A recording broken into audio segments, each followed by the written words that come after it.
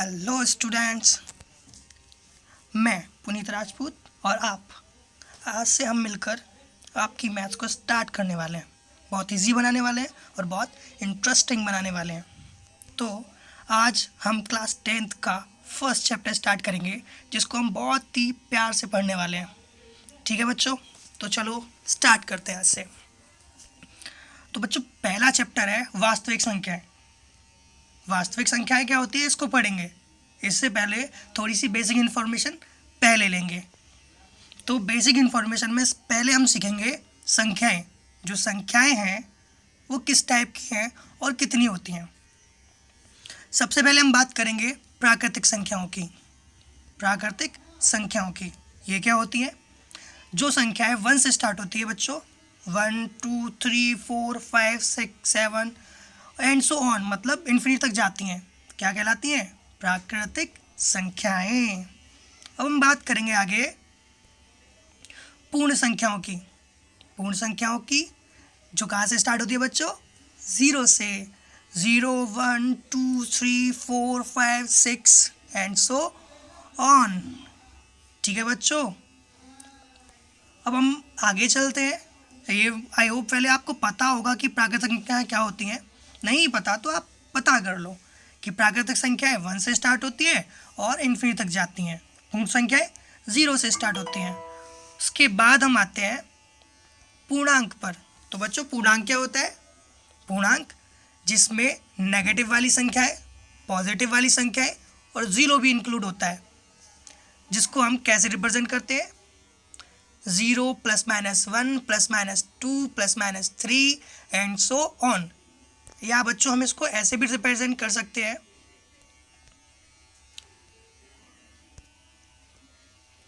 0 से left side में हम स्टार्ट करेंगे -1 -2 -3 -4 एंड सो ऑन। इसी प्रकार 0 के राइट साइड में 1 2 3 4 एंड सो ऑन। बच्चों, इसके बाद हम बात करते हैं परिमेय संख्याएं। परिमेय संख्याएं क्या होती है वो अभी हम पढ़ लेते हैं। परिमेय संख्याएं वे संख्याएं जो P/Q के रूप में लिखी जा सकती हैं, परिमेय संख्या कहलाती हैं। यहाँ पे बच्चों हमें एक चीज़ याद रखनी है कि वे संख्याएं जो P/Q के रूप में लिखी जा सकती हैं, लेकिन यहाँ पर एक पॉइंट और है। वो कौन सा है? कि Q does not equals to 0। Q कभी भी 0 नहीं होना चाहिए, तभी वो संख्या क्या कहलाएगी? परिमेय संख्या। जैसे हम बात करते हैं 1/2, 3/4, 5/9 और 7/6। ये सभी क्या है बच्चों? परिमेय संख्याएं। अब हम बात करते हैं, अगर 1/0 होता तो यहाँ पे तो Q 0 हो रहा है, तो क्या ये परिमेय संख्या होती? नहीं बच्चों, ये परिमेय संख्या नहीं होती। क्यों नहीं होती? क्योंकि किसी भी नंबर के नीचे अपॉन में अगर 0 आ जाता है तो वो अपरिभाषित हो जाती है, और अपरिभाषित का तो कुछ पता ही नहीं है, तो उसको हम परिमेय संख्या नहीं कहते। क्लियर है? तो आगे बढ़ते हैं बच्चों। अब हम बात करेंगे अपरिमेय संख्याओं की। अपरिमेय संख्या क्या होती हैं? देखो क्या लिखा हुआ है, वे संख्याएं जो P/Q के रूप में नहीं लिखी जा सकती, क्या कहलाती हैं? अपरिमेय संख्याएं। जैसे √2, √3, √5, √6, √7 एंड सो ऑन। ठीक है बच्चों, लेकिन हमें एक चीज़ पर ध्यान देना होगा, और वो क्या है? वो है ये क्या है? देखो बच्चों क्या लिखा हुआ है यहाँ, √4, √9, √16, √25 आदि अपरिमेय संख्या नहीं है। अरे ये क्या हुआ? अभी हमने पढ़ा था कि √3, √5 ये सभी अपरिमेय हैं, और अभी कह रहे हैं कि ये √4, √9 ये अपरिमेय संख्या नहीं है। क्यों? ऐसा क्यों? तो चलिए बच्चों इसके बारे में समझते हैं। देखो बच्चों, क्योंकि हमें पता है √4 क्या होता है? क्योंकि 4 जो होता है वो 2 का स्क्वायर होता है, और ये हो गया यहाँ पे हमने 4 को क्या लिखा, 2 का स्क्वायर, उसके ऊपर क्या है रूट, और स्क्वायर से रूट कैंसिल हो जाता है, तो ये क्या आ गया 2। और 2 क्या पढ़ा था बच्चों, ये तो एक पूर्णांक है या फिर एक प्राकृतिक संख्या है, और ये प्राकृतिक संख्याएं सभी क्या होती हैं, परिमेय संख्या, तो ये तो परिमेय संख्या नहीं होगी। इसी प्रकार ना ही रूट 9 अपरिमेय संख्या होगी, ना ही 16 और ना ही 25, और ना ही वो संख्याएं जो किसी संख्या का पूर्ण वर्ग बन जाती हैं, वो कभी भी अपरिमेय संख्या नहीं हो सकती। ठीक है बच्चों, आई होप आपको समझ में आ रहा होगा, इसीलिए हम थोड़ा सा आगे बढ़ते हैं। अब हम बात करते हैं जो हमारा चैप्टर है। चैप्टर क्या है, वास्तविक संख्याएं। और वास्तविक संख्याएं क्या होती हैं, परिमेय संख्या तथा अपरिमेय संख्या के संग्रह को वास्तविक संख्या कहते हैं। क्या कहते हैं बच्चों, परिमेय संख्याएं तथा अपरिमेय संख्याएं के संग्रह को वास्तविक संख्या कहते हैं। मतलब ये कि इसमें जितनी भी संख्याएं थी, प्राकृतिक संख्या, पूर्ण संख्या, पूर्णांक, परिमेय, अपरिमेय, सारी संख्या इसके अंदर आ जाती हैं। मतलब सभी संख्याओं का कलेक्शन ही क्या कहलाता है, वास्तविक संख्याएं, जो कि यहाँ पे लिखी हुई हैं। तो चलिए बच्चों आगे बढ़ते हैं। ठीक है, तो आगे क्या है, आगे आता है बच्चों फैक्टर। आई होप आपने पहले कभी पढ़ा होगा, लेकिन हम दोबारा से देख लेते हैं क्योंकि हमें इसके बारे में अभी आगे और डिस्कस करना है। तो फैक्टर क्या होता है बच्चों, गुणनखंड। देखो बच्चों, मैं यहाँ पे थोड़ी इसकी डेफिनेशन है वो पढ़ लेते हैं पहले। संख्याओं को अभाज्य संख्या के गुणा के रूप में व्यक्त करना क्या कहलाता है, गुणनखंड। क्या कहा हमने, संख्याओं को अभाज्य संख्या के गुणा के रूप में व्यक्त करना गुणनखंड कहलाता है। जैसे 40 को हम क्या कर सकते हैं, करके देखो बच्चों, 40 2 से डिवाइड दिया, 20 फिर 2 से डिवाइड दिया, दोबारा से देते हैं,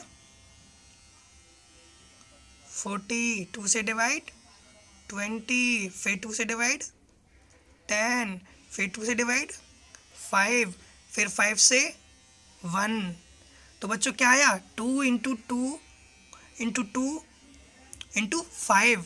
तो देखो बच्चों ये हमने लिखा हुआ है यहाँ पे इसी प्रकार से, 40 के फैक्टर क्या हुए, 2 इंटू 2 इंटू 2 इंटू 5। तो इसको हमने क्या किया, इसके अभाज्य गुणांक के रूप में लिख दिया, तो यही क्या कहलाता है, फैक्टर, गुणनखंड। तो इसी प्रकार हमने 12 का गुणनखंड किया, 36 का गुणनखंड किया, और हम गुणनखंड करना सीख गए। एक और बार फिर से देख लेते हैं कि 12 के गुणनखंड कैसे होंगे। तो देखो बच्चों, 12 में सबसे छोटी संख्या किससे डिवाइड जा सकता है, 2 से। तो 2 से हम डिवाइड देंगे, कितनी बार गया, 6 बार। फिर 2 से देंगे, कितनी बार गया, 3 बार।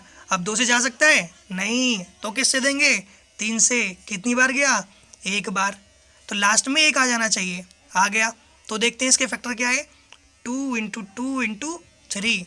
तो हमने देखा बच्चों 12 का फैक्टर क्या है, 2 इंटू 2 इंटू 3। इसी प्रकार से 36 के भी फैक्टर आ जाएंगे। ठीक है बच्चों, आगे बढ़ते हैं। आगे हम बात करेंगे एलसीएम की। एलसीएम क्या होता है बच्चों, लोएस्ट कॉमन मल्टीपल। कैसे निकालते हैं अभी देखते हैं। जैसे हम बात करेंगे दो संख्याओं का, मतलब 12 का और 8 का एलसीएम निकालना है। कैसे निकालेंगे, तो हम क्या करते हैं बच्चों, इनको लिखा हमने 12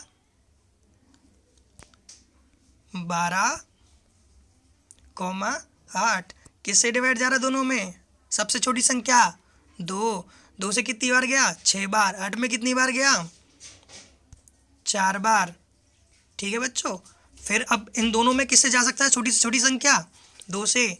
6 में कितनी बार गया, 3 बार। 4 में कितनी बार गया, 2 बार। अभी भी इसमें क्या आ गया, 3 और 2, सबसे छोटी संख्या 2 से भाग जा सकता है, तो 2 से देंगे, 3 में नहीं जाएगा, इसलिए 3 को एज इट इज़ उतार देना है। लेकिन 2 से 2 में कितनी बार गया, 1 बार। अब किससे जाएगा बच्चों? 3 से। तो 3 से 3 में डिवाइड किया, कितना आ गया? 1। तो यहाँ पे क्या आ गया बच्चों? 1 1।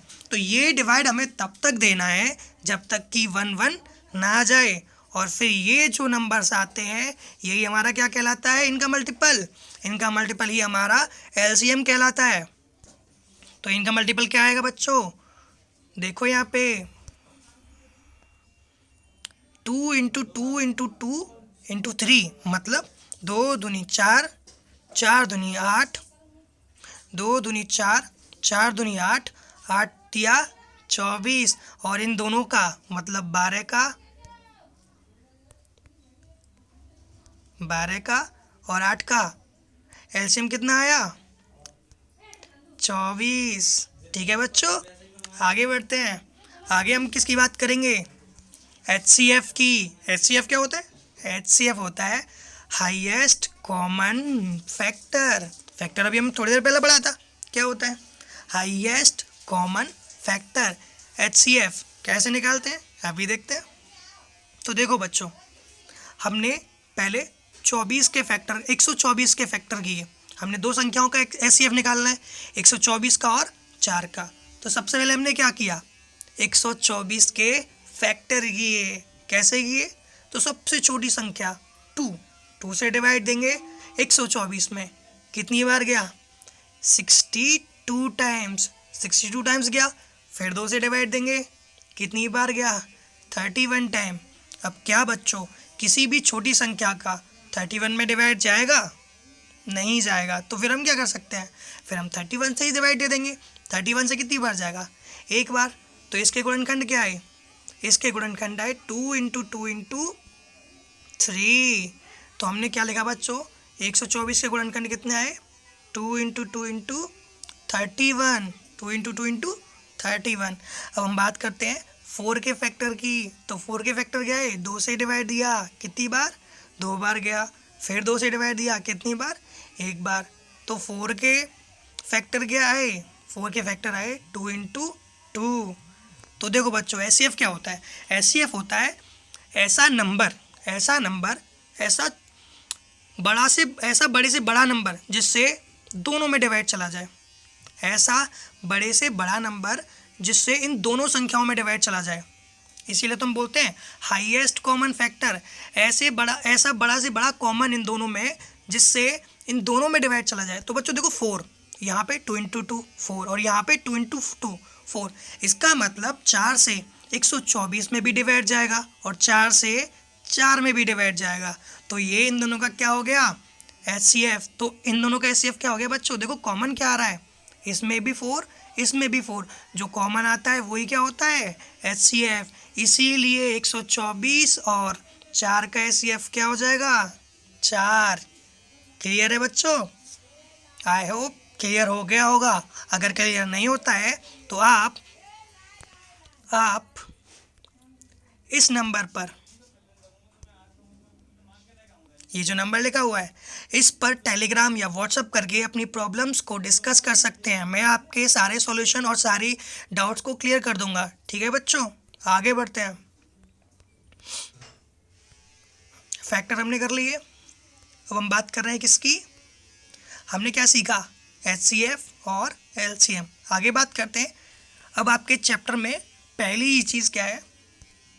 यूक्लिड विभाजन प्रमेयिका। ये क्या है बच्चों? यूक्लिड विभाजन प्रमेयिका। ये क्या चीज़ है? कुछ नहीं है बच्चों, ये बस एक नाम है। इस चीज़ का तुम आप पहले से ही प्रयोग करते आ रहे हो। कैसे? देखो, जैसे हमने बचपन में भाग देना सीखा हुआ है। 2 से डिवाइड देंगे 7 में, कैसे जाएगा? 2 से 3 टाइम जाएगा, क्या आएगा? 2 3 6, ये आया। और 7 में 6 जाएगा तो शेषफल कितना बचेगा? 1। तो बच्चों जिससे हम भाग दे रहे होते हैं वो क्या कहलाता है? भाजक। जिसमें भाग दे रहे होते हैं वो क्या कहलाता है बच्चों? भाज्य। जितनी बार भाग जाता है वो क्या कहलाता है? भागफल। और जो शेष बचता है वो क्या कहलाता है? शेषफल। तो हमने इसी को, जैसे 2 से डिवाइड देना था 7 में, इसको कैसे लिखा? 2 से डिवाइड दिया 7 में तो 3 टाइम गया, कितना आया 6, और 7 में से 6 गया तो क्या शेषफल बचा 1। तो बच्चों इसको अगर हम ऐसे लिखते हैं कि 7 से 7 था और 7 में हमने क्या किया 2 से डिवाइड दिया, कितनी बार गया 2 × 3, मतलब 3 टाइम गया, तो 2 3 ज़ा 6 और 1 शेषफल बचा, उनको ऐड कर दिया तो क्या आया 2 3 ज़ा 6, 2 3 ज़ा 6 प्लस 1, ये क्या होता है 7। तो ये वही आ गया ना। तो बच्चों हम किसी भी संख्या को अगर हमें भाग देना है तो हम उसको कैसे लिख सकते हैं, भाज्य बराबर